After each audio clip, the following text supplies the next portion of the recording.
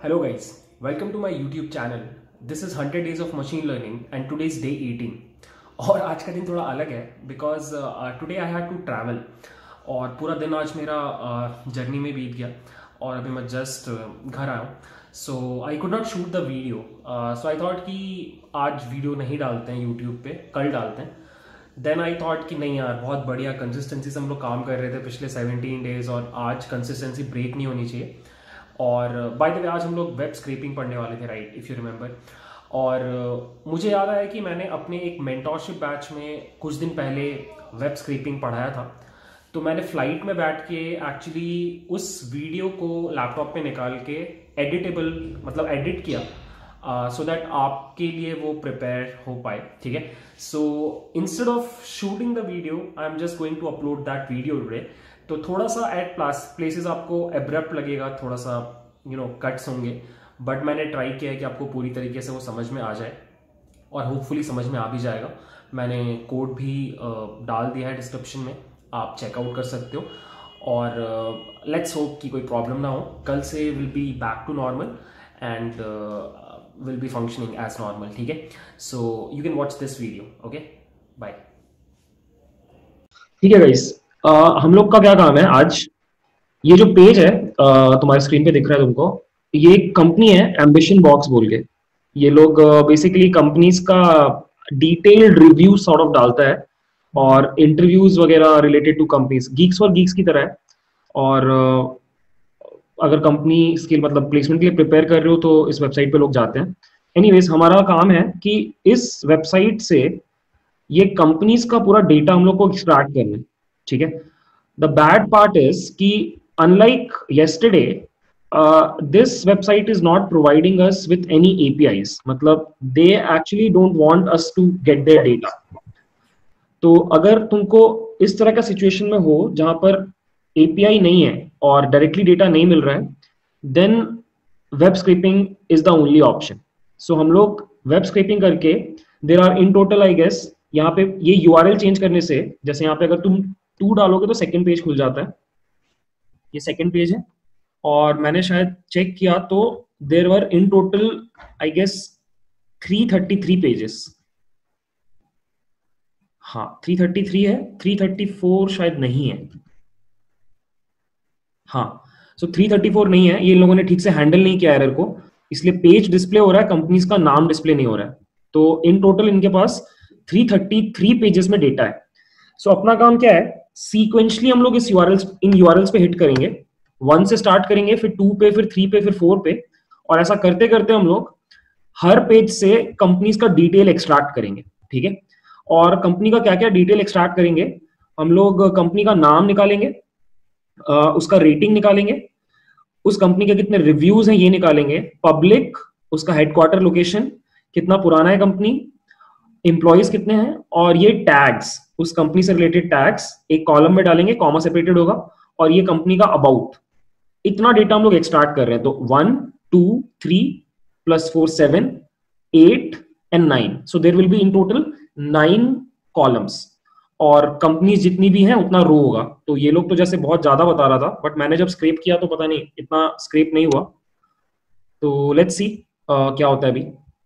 ठीक है, तो एक काम कर लो, एक नया नोटबुक बना लो पहले तो,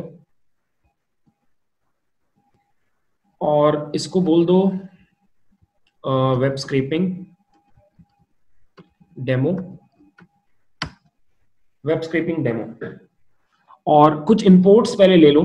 सबसे पहले तो अपने को लगेगा इंपोर्ट pandas as pd. फिर हम लोग को लगेगा इंपोर्ट रिक्वेस्ट, ये हमने कल भी यूज किया था. और हम लोग को लगेगा from bs4 as in beautiful soup 4 import beautiful soup. ये हम लोग का मेन वेब स्क्रैपिंग लाइब्रेरी है. ये सब कुछ बाय डिफॉल्ट एनाकोंडा में आता है, तो कुछ इंस्टॉल करने का जरूरत नहीं है. Beautiful soup. Initially what we have to do is we have to create a HTTP request using the requests library. ठीक है, so we will write, ये कल का ही कोड है, requests dot get method के अंदर we will pass this URL. Will pass this entire URL, और इसको एक बार जैसे तुम रन करोगे ना तो एक प्रॉब्लम आता है, एक बार चला के देखो। ये बोल रहा है रिस्पॉन्स इज 403। 403 का मतलब होता है कि बैड रिक्वेस्ट, मतलब सर्वर ने तुम्हारा रिक्वेस्ट को रिजेक्ट कर दिया। अगर तुम इसके आगे डॉट टेक्स्ट लगाओगे तो तुमको कंटेंट मिलेगा, and this is the content. ये देखो, ये कंटेंट है, एक्सेस डिनाइड, और यहां पे बोल रहा है you don't have permission to access this URL. So actually यहां पे क्या हो रहा है कि ये जो वेबसाइट है एम्बिशन बॉक्स, इन लोगों ने there is a thing, web development में एक कॉन्सेप्ट होता है robots.txt का। वहां पर तुम एक टेक्स्ट फाइल में उन फाइल्स का नाम लिख देते हो जिसको तुम चाहते हो कि वेब स्क्रैपर्स या फिर गूगल जैसा सर्च इंजन क्रॉल ना कर पाए, ठीक है ना। तो उस robots.txt में जो तुम जिन फाइल्स का नाम लिख दोगे ना, उनको तुम ऐसे डायरेक्टली एक्सेस नहीं कर सकते, ये वाला चीज करके, मतलब डायरेक्टली HTTP रिक्वेस्ट क्रिएट करके। तो इसका एक सॉल्यूशन क्या होता है कि तुम अपने आप को डिस्गाइज में ऐसे शो करो जैसे ये रिक्वेस्ट ब्राउजर के थ्रू आ रहा है, ठीक है। मतलब द कॉन्सेप्ट इज दिस कि अगर तुम ऐसे नॉर्मली हिट कर रहे हो तो उस वेबसाइट को लग रहा है कि तुम एक बॉट हो, which you actually are. But अगर तुमको फिर भी हिट करना है उस वेबसाइट पे, तो what you will do is तुम एक एक काइंड ऑफ हेडर भेजोगे, एक एक्स्ट्रा पीस ऑफ इंफॉर्मेशन भेजोगे, जिसको देख करके एम्बिशन बॉक्स वाली वेबसाइट को लगेगा कि ये रिक्वेस्ट बॉट के थ्रू नहीं आ रहा, कोई ह्यूमन बीइंग भेज रहा है through a browser. Okay, so ये कोड मैंने लिखा हुआ है। So what you will do is इस रिक्वेस्ट के जस्ट पहले यहां पर you will paste this piece of code. So ये हेडर में तुम ये इंफॉर्मेशन पास कर रहे हो that this request is coming from a browser, that's the main concept. Okay, और यहां पर क्या करना है, यहां पर बस एक एडिशनल पैरामीटर पास कर देना है हेडर्स बोल के, और इसका वैल्यू हो जाएगा ऊपर जो हेडर वाला अपने पास वेरिएबल है, headers is equal to headers, ठीक है। और अब तुम कोड जब रन करोगे तुमको एक्चुअली पूरा का पूरा HTML कोड आ जाएगा, जो उस वेबसाइट का पूरा HTML कोड है। ये जो पूरा कोड है ये उस वेब पेज का पूरा HTML कोड है। अब देखो ये कोड कौन सा कोड है मैं बता रहा हूं। जैसे अगर तुम ये वेबसाइट ओपन करके रखे हो तो अगर तुम इस पर राइट क्लिक करो और व्यू पेज सोर्स में जाओ, तो ये जो कोड तुम्हारे स्क्रीन पे है ना, यही कोड को तुम अभी पाइथन में फेच किए हो, सेम कोड। ये भी पूरा उसका HTML CSS का ही कोड है, यही सेम कोड यहां पर है, this code, both are same, ठीक है। तो एक काम कर रहे हैं, इस कोड को एक वेरिएबल में स्टोर कर रहे हैं बिकॉज इसको आगे यूज करना है। Let's call it web page. So अपना एक काम तो हो गया है कि हम यूआरएल पे हिट करके पूरा का पूरा HTML यहाँ पे ला पा रहे हैं। अब बस उसको पार्स करके उससे नेसेसरी इंफॉर्मेशन एक्सट्रैक्ट करना है, दैट्स द मेन गोल। और वहीं पे अपने को फिर इस लाइब्रेरी का काम पड़ेगा, beautiful soup. Beautiful soup is a library used for web scrapping, बहुत फेमस लाइब्रेरी है। पाइथन में मोस्टली जब भी वेब स्क्रैपिंग करते हो तुम तो ब्यूटीफुल सूप ही यूज करते हो, और बहुत एडवांस लाइब्रेरी, मतलब बहुत सारे फंक्शंस हैं, याद नहीं रहता है। तो मैं बस काम भर का जितना है उतना पढ़ाऊंगा, बाकी अगर तुमको इंटरेस्ट है तो यूट्यूब पे बहुत वीडियोस हैं ब्यूटीफुल सूप के ऊपर, एक एक डेढ़ घंटे के, एक बार फॉलो करोगे तो रफली आइडिया हो जाएगा। But web scraping is a thing जो बहुत वैरी करता है, मतलब प्रोजेक्ट टू प्रोजेक्ट। तो आई पर्सनली प्रेफर कि ब्यूटीफुल सूप काम के हिसाब से सीखना सफिशिएंट है। आज ये वेबसाइट कर रहे हो तो इसके हिसाब से, कोई दूसरा वेबसाइट तो दूसरे के हिसाब से, ठीक है। So it's up to you. Anyways हमारे पास ये आ चुका है वेब पेज। अब हम क्या करेंगे, इस वेब पेज को ब्यूटीफुल सूप को दे देंगे, ठीक है। So will create a variable bye the name of soup, कुछ भी नाम रख सकते थे, and will call the beautiful soup function and will pass the web page. And इसको एक चीज और प्रोवाइड करना पड़ता है, इसको बोलते हैं HTML पार्सर, LXML नाम है इसका, और ये बिल्ट इन होता है ब्यूटीफुल सूप के अंदर। ये इसकी वजह से HTML का पार्सिंग इजी हो जाएगा, तुम उसके अंदर ट्रैवर्स कर पाओगे बहुत इजीली, ठीक है। सो एंटर मारा और तुम्हारा ये सूप वाला वेरिएबल क्रिएट हो गया। ओके, अब यहां पे अब तुम्हारे पास एक ऑब्जेक्ट है जो ब्यूटीफुल सूप क्लास का है, और अब तुम इस ऑब्जेक्ट को यूज करके ब्यूटीफुल सूप के मेथड्स को एक्सेस कर सकते हो और अपने वेब पेज के ऊपर उसको लगा सकते हो, ठीक है। सो अगर तुम सूप डॉट प्रिटीफाई करो, एक फंक्शन होता है प्रिटीफाई, ये क्या करेगा, तुम्हारे पूरे एचटीएमएल को सही से फॉर्मेट कर देगा, but you have to print it out like this. ये देखो, अब ये एग्जैक्टली वैसे दिख रहा है जैसा वहां पे दिख रहा था। अब इससे क्या होता है कि तुम वेब पेज का कंटेंट समझ पाते हो कि वेब पेज कैसे ऑर्गेनाइज्ड है, क्योंकि देखो एट द एंड तुमको इंफॉर्मेशन एक्सट्रैक्ट करना है। इंफॉर्मेशन एक्सट्रैक्ट करने के लिए तुमको HTML का स्ट्रक्चर जो है पेज में वो समझना पड़ता है, ठीक है। तो थोड़ा सा HTML का नॉलेज लगता है, बट आज वाला बहुत बेसिक है तो तुरंत समझ में आ जाएगा, ठीक है। सो ध्यान से देखो अभी क्या करना है। हम लोग यहां पर हैं, ये पेज है। एक बार अपने ब्राउजर में राइट क्लिक करके इंस्पेक्ट पे जाओ, इंस्पेक्ट, और ऐसा एक टैब खुल जाएगा और इस टैब में सेम HTML आ रहा है जो जिसकी वजह से ये पेज ऐसे डिस्प्ले हो रहा है, ठीक है। अब मुझे स्ट्रक्चर फाइंड करना है कि ये पूरा पेज कैसे ऑर्गेनाइज्ड है। अगर तुमको HTML नहीं आता तो थोड़ा डिफिकल्ट लगेगा, बट पैटर्न्स पिक करना, ठीक है। अब यहाँ पे देखो एक बटन है, इसको बोलते हैं सेलेक्ट एन एलिमेंट वाला बटन। बेसिकली इसको चेक कर लो और इसके बाद तुम जैसे ही इसके ऊपर होवर करोगे, इसको सेलेक्ट करने के बाद जैसे इसके ऊपर होवर करोगे, ये इंस्पेक्ट एलिमेंट ऑटोमेटिकली कोड में उस सेक्शन को हाईलाइट कर देगा जो इसके लिए रिस्पॉन्सिबल है। देखना क्या बोल रहा हूं मैं। मेरे को अगर चाहिए कि ये पूरा का पूरा जो कंटेनर है TCS वाला, इसका कोड कहां पे लिखा हुआ है पेज में, तो मैं बस इसके ऊपर होवर करूंगा और ये देखो ऑटोमेटिकली हाईलाइट हो गया कि this is the div, this is the tag जिसके अंदर TCS का पूरा कोड लिखा है। अगर मैं इसको एक्सपैंड करूं तो यू विल एक्चुअली फाइंड इस डिव टैग के अंदर there is one more div tag, there is one more div tag, and ऐसे करते करते you can actually reach this place जहां पर ये देखो कंपनी इन्फो, और देखो जहां पे TCS लिखा हुआ है।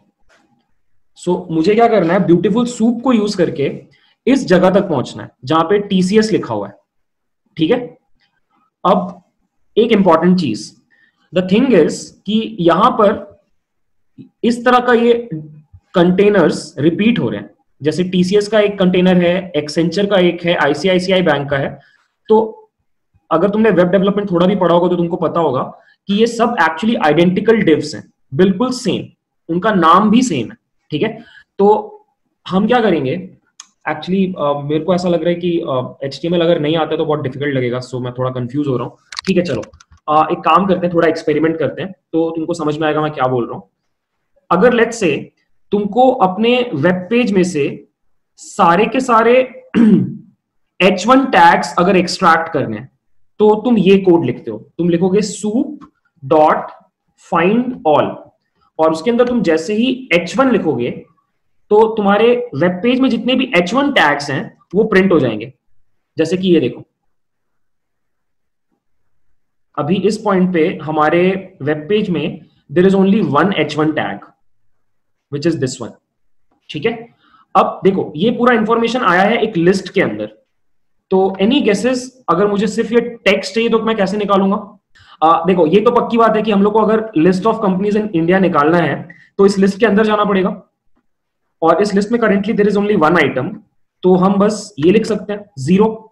तो देखो क्या मिल गया, H1, ठीक है। अभी भी मुझे इसके अंदर का टेक्स्ट चाहिए, तो इसके लिए तुमको बस ये लिखना पड़ता है डॉट टेक्स्ट, तो देखो तुमको स्ट्रिंग मिल गया।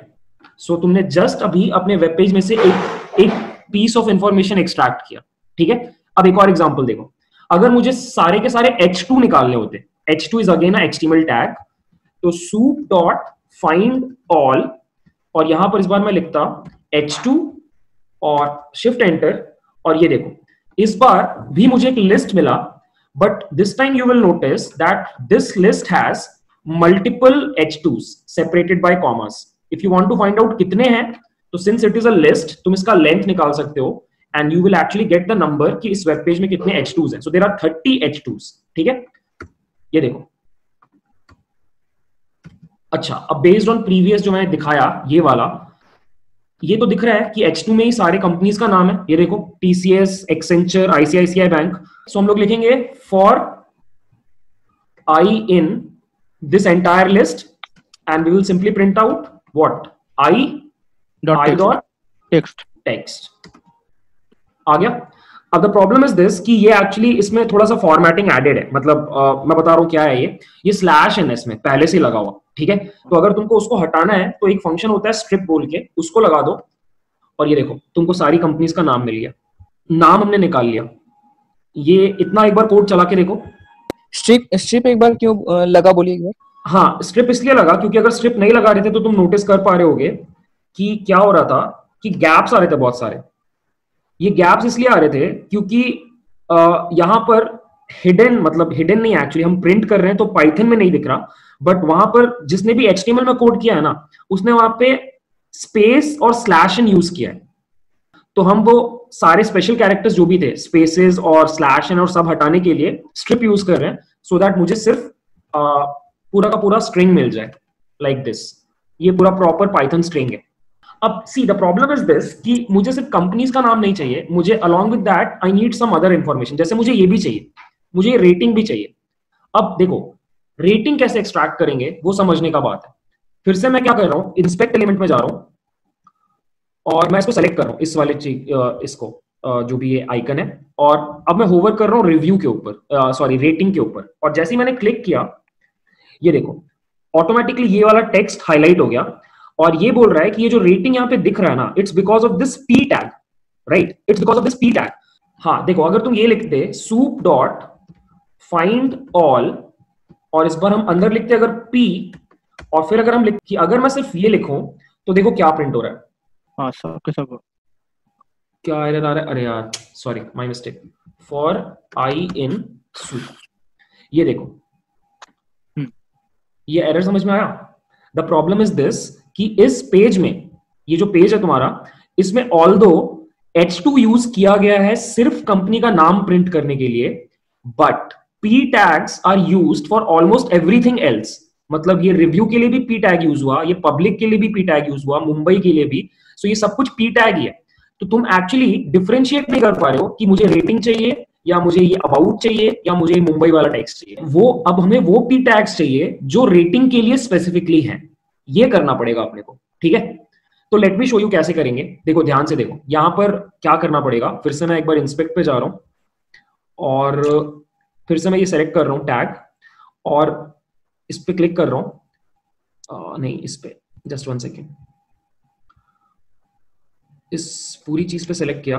देखो अब यहां पर एक्चुअली तुम पी को यूनिकली आइडेंटिफाई कर सकते हो by using this class attribute. अगर तुमने थोड़ा भी वेब डेवलपमेंट पढ़ा होगा तो क्लास एक्चुअली यूनिकली आइडेंटिफाई कर रहा है, नॉट यूनिकली, मतलब और भी पीस होंगे जिसका सेम क्लास होगा, बट यहां पर ये रेटिंग वर्ड देख रहे हो, this rating word, this is signifying कि ये जो पैराग्राफ है वो रेटिंग्स के लिए बना हुआ है। I can actually prove this. देखो कैसे करेंगे हम लोग। First of all will do this, I'll write this code in this manner. I'll write soup dot find all. इस बार भी मुझे p चाहिए, बट इस बार मुझे स्पेसिफिक p चाहिए जिसका क्लास इज रेटिंग।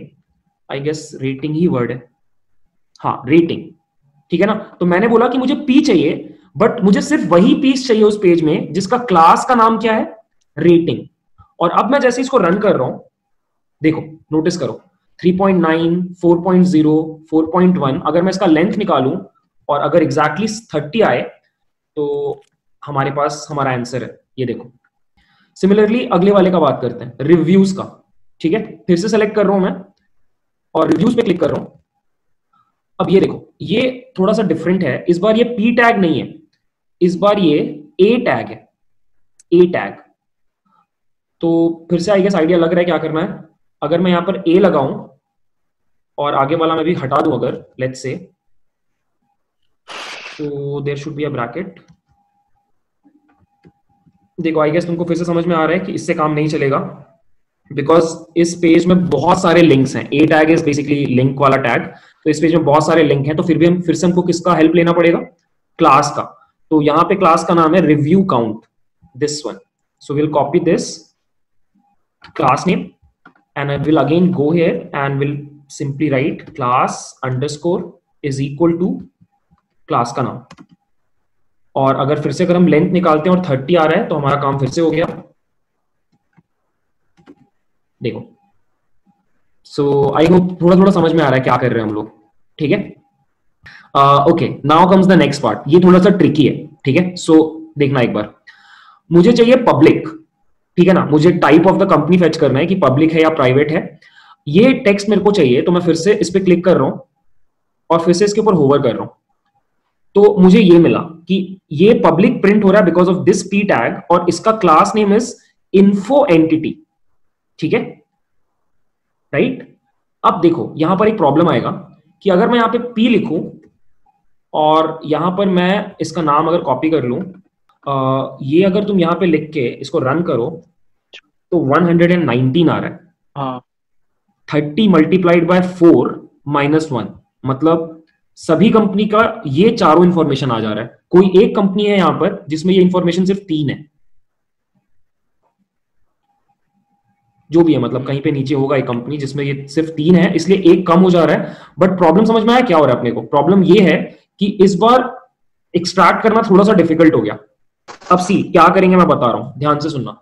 हम लोग एक तो शुरू से एक गलती कर रहे हैं। हम क्या गलती कर रहे हैं कि हम लोग को सबसे पहले क्या करना चाहिए था कि ये जो पूरा का पूरा कंटेनर है ना, एक कंपनी का जो पूरा कंटेनर है, इसको सबसे पहले फेच करना चाहिए था।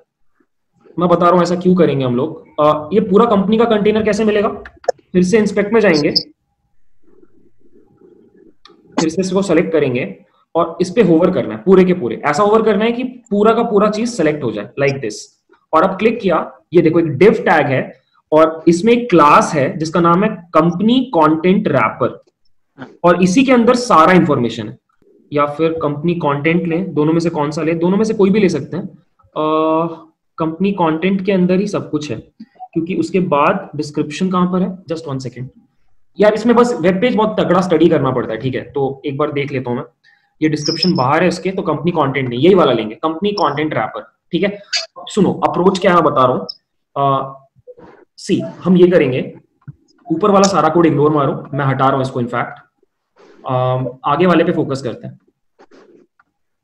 मैं ये वाला सारा कोड हटा रहा हूं अभी, मैं बस दिखाने के लिए सारा कोड कर रहा था। हाँ इतना तक ठीक है। और अब मैं ये कोड लिख रहा हूं कि मैं कंपनी बोल के एक चीज बना रहा हूं, कंपनी बोल के एक स्ट्रक्चर बना रहा हूं, और इसके अंदर मैं लिख रहा हूं soup dot find all, soup dot find all, और इसके अंदर मैं पास कर रहा हूं div, बिकॉज मुझे div एक्सट्रैक्ट करना है। और उसका क्लास कौन सा है? अभी हमने जस्ट कॉपी किया, ये वाला। अगर तुम इसको रन करो और अगर तुम लेंथ निकालो कंपनी का, तो 30 आ रहा है, 1 फॉर ईच कंपनी। सो मैंने पूरा div एक्सट्रैक्ट कर लिया। Now what we will do is we will run a loop for I in company, ठीक है। सो अब हम क्या कर रहे हैं, हर बार एक div के अंदर घुस रहे हैं। यहां तक सही है? हर बार हम लोग एक div के अंदर घुस रहे हैं और हर बार एक एक चीज को एक्सट्रैक्ट कर रहे हैं, ठीक है। कंपनी का नाम एक्सट्रैक्ट कर रहे हैं, सब कुछ एक्सट्रैक्ट कर रहे हैं, और उसको हम लोग किस में डाल रहे हैं? एक एम्प्टी लिस्ट में डालेंगे। हाँ ठीक है, चलो सही है। एक काम करते हैं, यहां पर मैंने नेम बोल के एक एम्प्टी लिस्ट बना लिया, ठीक है।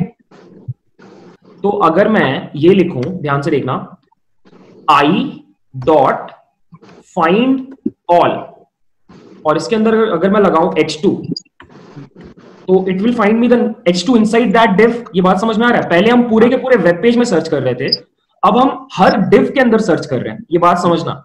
हमने क्या किया, ध्यान से सुनना, बहुत सिंपल है। हमने पूरे वेब पेज को 30 divs में कन्वर्ट कर दिया, राइट। अब हम लूप चला रहे हैं हर div के ऊपर। सो जब लूप ये पहली बार चलेगा, सोच के देखना, जब ये पहली बार लूप चलेगा तो हम TCS के अंदर है, राइट। अब TCS के अंदर h2 के अंदर क्या स्टोर्ड है? TCS वर्ड, वही हमको एक्सट्रैक्ट करना है। तो हमने लिखा फाइंड, एक्चुअली फाइंड ऑल करने का जरूरत नहीं है, सिर्फ फाइंड करने से भी चलेगा। फाइंड मतलब सिंगल, फाइंड ऑल मतलब मल्टीपल, ठीक है। तो मैंने लिखा आई डॉट फाइंड, ठीक है। अब अगर मैं इसको प्रिंट कर रहा हूं, देखो क्या प्रिंट होगा। देखो यही चीज तो प्रिंट करवाई थी हमने, हाँ समझ में आया? जब लूप पहली बार चला तो TCS प्रिंट हुआ, जब दूसरी बार चला तो हम दूसरे डिव में घुस गए और एक्सेंचर प्रिंट हुआ, तीसरे डिव में ICICI बैंक प्रिंट हुआ, ठीक है। अब अगर मैं इसके आगे टेक्स्ट लगा दूं और उसके आगे स्ट्रिप लगा दूं, तो सिर्फ कंपनी के नाम आ गए, राइट। अब अगर मैं एक काम करूं, इस पूरी चीज को उठा करके नेम डॉट अपेंड के अंदर डाल दूं, अगर नेम डॉट अपेंड के अंदर लाइक दिस, और अब रन करूं तो नेम के अंदर क्या आएगा? Name will be a list जिसमें सारी कंपनीज के नाम है। देखो पहले और अभी में कोई डिफरेंस नहीं है, इस बार बस हम लोग हर डिव के अंदर घुस के काम कर रहे हैं, दैट्स इट। हम वेब पेज से हर डिव के अंदर जा रहे हैं और डिव के अंदर से इंफॉर्मेशन को एक्सट्रैक्ट कर रहे हैं। ये हमको उस वाले केस में काम आएगा जो थोड़ी देर बाद मैंने बताया था ना, पब्लिक वाला निकालने में प्रॉब्लम हो रहा था। यू विल नोटिस ये वाला स्ट्रैटेजी वहां पे काम आएगा। इसके बाद हम लोग रेटिंग एक्सट्रैक्ट करते हैं, आई गेस पता चल ही रहा होगा।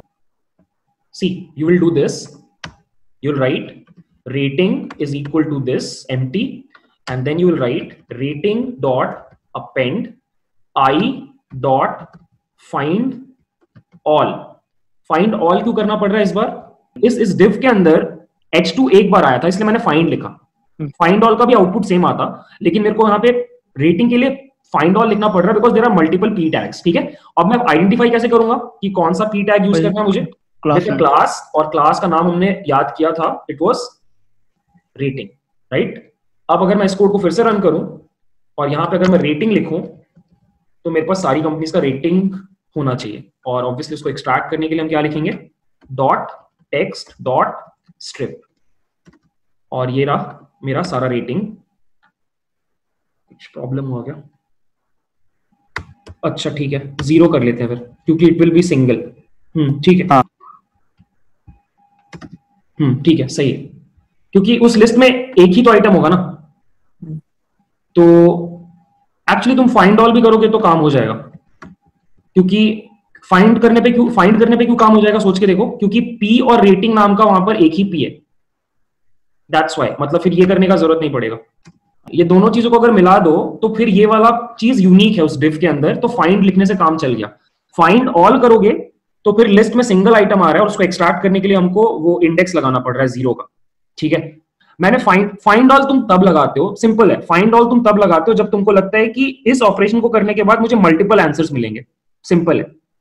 ठीक है, अब मैंने फाइंड ऑल लगाया ये सोच करके कि p tag with rating will give me multiple answers, but then I realized कि p और rating इन दोनों का कॉम्बिनेशन मिला दो तो एक div के अंदर सिर्फ एक ही बार ऐसा हो रहा है, और वो है इस रेटिंग वाले के लिए।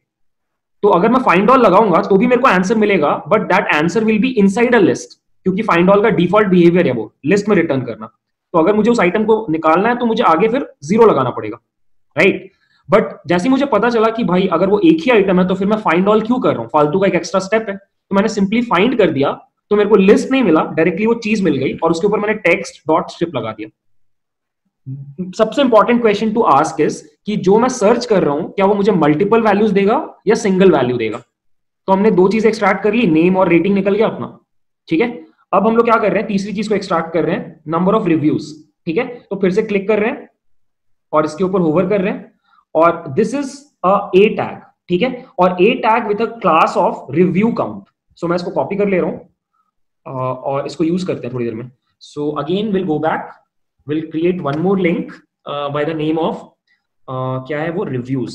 Reviews will be an empty list, और this time we will write reviews dot append i dot find लगा रहे हैं, अंदर ए लगा रहे हैं, और क्लास में वी आर पुटिंग, तो ये हो गया। और इसके आगे बस फिर से लगाते हैं टेक्स्ट, और इसके आगे लगाते हैं स्ट्रिप, और अब रन कर रहे हैं। हमारे पास तीन चीजें आ गई, रिव्यूज भी आ गए,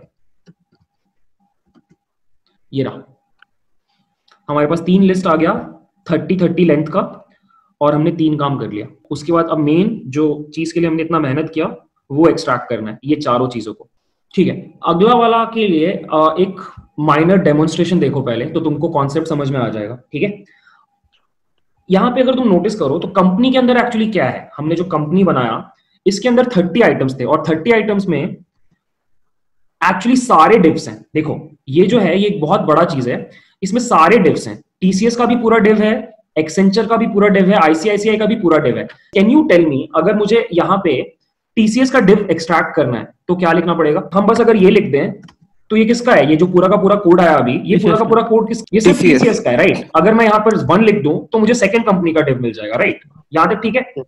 अब ध्यान से देखो, मैं जो समझाना चाह रहा हूं वो यहां पर है कि हमारा प्रॉब्लम क्या हो रहा था कि जब हम इस पे जा रहे थे तो वी रियलाइज्ड कि इसका पी और इसका class is exactly similar to इसका पी और इसका क्लास, इसका पी और इसका क्लास और इसका पी और इसका क्लास. सो इन अ वे टेक्निकली मेरे पास कोई तरीका नहीं है इन दोनों के बीच में डिफरेंशिएट करने का. यही तो अपना प्रॉब्लम था, यही तो अपना प्रॉब्लम था. अब एक बात बताओ, अगर मैं ये कोड लिखूं, find all with P and class underscore equal to एक इनका किसी में इनमें से किसी का भी अगर हम उठाएं क्लास नेम, तो इन्फो एंटिटी कुछ ऐसा नाम था शायद. अगर हम इसके ऊपर होवर करें तो इन्फो एंटिटी जो नाम है इसको अगर मैं कॉपी कर लूं और यहां पे पेस्ट मारूं इस जगह पे, अब बताओ अगर मैं इस कोड को रन करूंगा तो क्या आएगा. It will be a list and list will contain how many items, 4 exactly. ये देखो, सो मेरे पास पब्लिक भी आ गया, मेरे पास मुंबई भी आ गया, मेरे पास 52 ईयर ओल्ड भी आ गया मेरे पास. अब बताओ मुझे अगर पब्लिक निकालना है तो क्या लिखेंगे, 0, उसका डॉट और डॉट निकल गया. अगर मुझे सेकंड वाला चीज निकालना है, अब मान लो मुझे मुंबई प्लस 43 सिटीज निकालना है तो क्या लिखेंगे, यहाँ पे 0 के बदले 1 कर देंगे. मुंबई प्लस अगर मैं 2 कर दूंगा तो 52 ईयर्स ओल्ड, अगर मैं 3 कर दूंगा तो, अगर मैं 4 कर दूंगा तो एरर, क्योंकि उसमें है ही नहीं. ये बात समझ में आया. अगर ये कोड समझ में आया ना तो फिर तुम समझ गए ऑलमोस्ट क्या होने वाला है यहाँ पे. ठीक है, अब देखो क्या कर रहे हैं, बहुत सिंपल है कोड. तो 4 वेरिएबल्स ऊपर बना रहे हैं. ठीक है, पहला वेरिएबल बना रहे हैं कंपनी टाइप का, let's call it C type. Initially it would be empty, then for H headquarter let's call it HQ, again empty, then there would be how old, let's call it old, और एक और रहेगा employees का. अब खुद बताओ guys, यहां पर कंपनी 0 लिखा है तो इस लूप के अंदर क्या लिखना पड़ेगा इसके बदले, कंपनी 0 के बदले आई, राइट. ये तो कोड बहुत सिंपल है. आई डॉट आगे का एकदम कॉपी कर लेते हैं और यहां पे पेस्ट कर लेते हैं. ठीक है, सी टाइप डॉट अपेंड और यहां पे ये कोड लिख दिया. मैंने ये कर दिया. ठीक है, इतना काम हो गया. एक लास्ट चीज अपने को चाहिए है विच is this thing, this about thing. ठीक है, तो फिर से वही काम, इंस्पेक्ट में जा रहे हैं और इस पे क्लिक कर रहे हैं और इस पे क्लिक करके, हाँ तो ये P है और इसका क्लास है डिस्क्रिप्शन. ये स्ट्रेट फॉरवर्ड है तो इसको जल्दी से लिख लो. सो विल राइट DESC, और या छोड़ो यार ये डिस्क्रिप्शन हटाओ, मतलब इतना कर लेते हैं पहले, डिस्क्रिप्शन छोड़ो, फालतू का मेहनत. इतना हो गया. अब बताओ लास्ट काम क्या होगा. हमने सारे के सारे लिस्ट अगर फॉर्म कर लिए तो अब मुझे क्या करना है, एक डेटा फ्रेम फॉर्म करना है. डेटा फ्रेम फॉर्म करने का लॉजिक कल हमने डिस्कस किया था. मैं बाहर आ रहा हूं और यहाँ पे D is equal to I am creating columns. So the first column is name and it will hold the value of this list. Then the second column will be rating, और rating के बाद you will write rating reviews,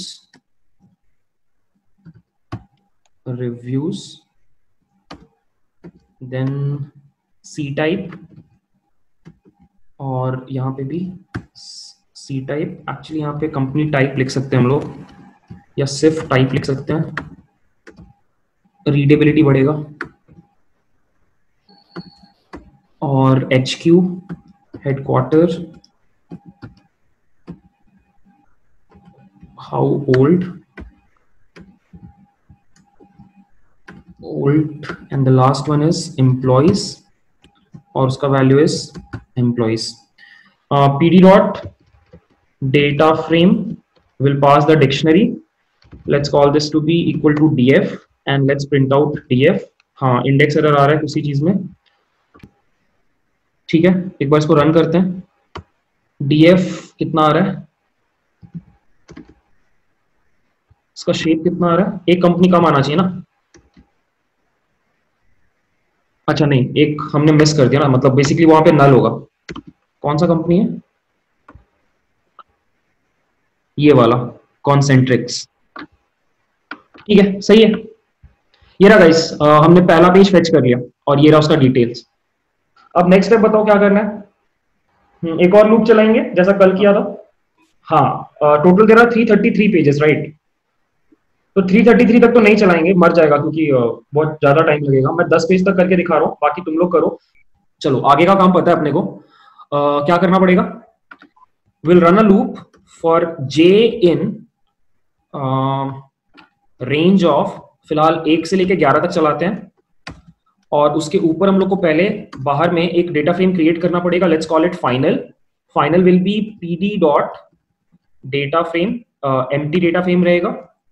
और उसके बाद inside हम लोग क्या करेंगे, सबसे पहले तो रिक्वेस्ट करेंगे पूरा का पूरा. So will copy this piece of code. पूरा का पूरा रिक्वेस्ट क्रिएट होगा हर बार लूप में घुसने के पहले, लूप में घुसने के बाद. So this is the code. हाँ, तो एक काम कर रहा हूँ मैं, यूआरएल बोल के एक वेरिएबल बाहर क्रिएट कर रहा हूँ और इस पूरी चीज को यहाँ से कट करके यहाँ पे पेस्ट कर रहा हूँ.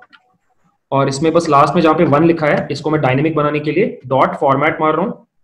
सो यहाँ पे मैंने लिख दिया j और यहाँ पे मैंने पास कर दिया यूआरएल. ठीक है, इतना हो गया, रिक्वेस्ट क्रिएट हो गया. अब ऊपर गए और ये वाला कोड कॉपी किया, दिस वन सूप क्रिएट किया जहां पे, इसको पेस्ट कर दिया और एक और लाइन को पेस्ट कर दिया ये वाला. और बस उसके बाद आगे वाला सारा कोड वहां से उठा देना है. ये पूरा कोड कॉपी हो जाएगा. ये हमने कल भी किया था exactly same to same. So will copy this code, control C, और इसके नीचे बस पेस्ट कर देते. इंडेंटेशन खराब हो गया. सो